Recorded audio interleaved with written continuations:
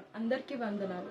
మనకందరికీ ఏదో ఒక టైంలో ఏదో ఒక మూమెంట్లో ఒక క్వశ్చన్ ఉంటుంది కదండి. అంటే మనం ఫేస్ చేసే సిచ్యువేషన్స్ బట్టి లేదా మనకున్న బాధలు బట్టి ఎందుకు నా లైఫ్లో మిరాకిల్స్ అవ్వట్లే, బైబుల్లోనే నా మిరాకిల్స్ నా జీవితంలో ఎందుకు అవ్వట్లేదు, ఎందుకు దేవుడు ఎందుకు బైబుల్లోనే చేస్తాడు నా లైఫ్లో ఎందుకు చేయట్లేడు, ఎందుకు దేవుడు మారిపోయిండు అన్న క్వశ్చన్స్ మనం అనుకుంటాం కదా. నేను కూడా చాలాసార్లు అనుకున్నాను నాకు నచ్చని సిచ్యువేషన్స్ నా జీవితంలో జరిగినప్పుడు.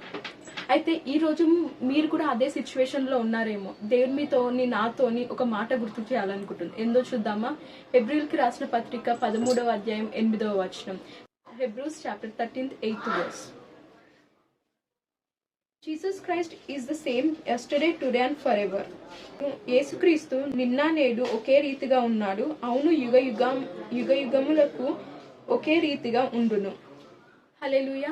చూసారు కదండి, దేవుడు మనకి ఏం గుర్తు చేస్తున్నారో. ఆయన నిన్న నేడు ఒకే రీతిగా ఉన్నాడంట. యుగ యుగములకు ఒకే రీతిగా ఉంటాడంట. మనం మారుతాం మనుషులము, అవునా? మనం మన సిచ్యువేషన్స్ బట్టి లేదా మనం ఫేస్ చేసే ప్రాబ్లమ్స్ బట్టి మన ఫేత్ మారుతుంటది. అప్పుడప్పుడు కొన్నిసార్లు మనకి ఎంతో ఫేత్ ఉంటుంది, కొన్నిసార్లు ఫేత్ అసలు ఉండదు. మనం మారుతాం, కానీ దేవుడు మారడంట. ఎలాగైతే అబ్రహాంకి తన హోప్ లేనప్పుడు కుమారుడిని తన లైఫ్ లోకి పంపించి జనంలోకి తండ్రిని ఎలా చేశాడో, అలాగే మార్తా విషయంలో తన సహోదరుడు చనిపోతాడు, అవునా? తను కోల్పోతుంది, ఉన్న హోప్ కోల్పోతుంది. ఎప్పుడైతే యేసుక్రీస్తు ప్రభు తన దగ్గరికి వెళ్తాడో అప్పుడు అంటది, నువ్వు ఎందుకు లేవు ప్రభు ఇప్పుడు? ఆ రోజు నా సహోదరుడి హెల్త్ బాగాలేనప్పుడు నువ్వు ఎందుకు లేవు?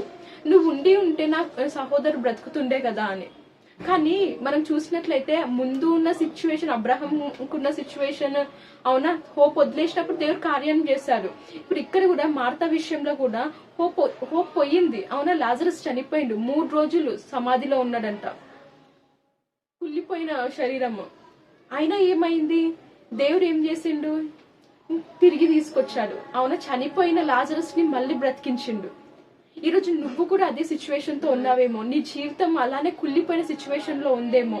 నీ పరిస్థితులు ఇంకా మారవు, అవునా? ఇంకా నా జీవితం ఇంతే అని అనుకుంటున్నావేమో. కానీ దేవుడు ఏం చెప్తున్నాడంటే, ఎలా అయితే చనిపోయిన లాజరస్ ని బ్రతికించాడో అలా నీ జీవితంలో కూడా నువ్వు కోల్పోయిన హోప్ ని మరలా ఇయ్యబోతుండు. నమ్ము, విశ్వసించు. ఈ రోజు నువ్వు దేవుని కార్యాలు చూడబోతున్నావు. ఆమేన్. God bless you all.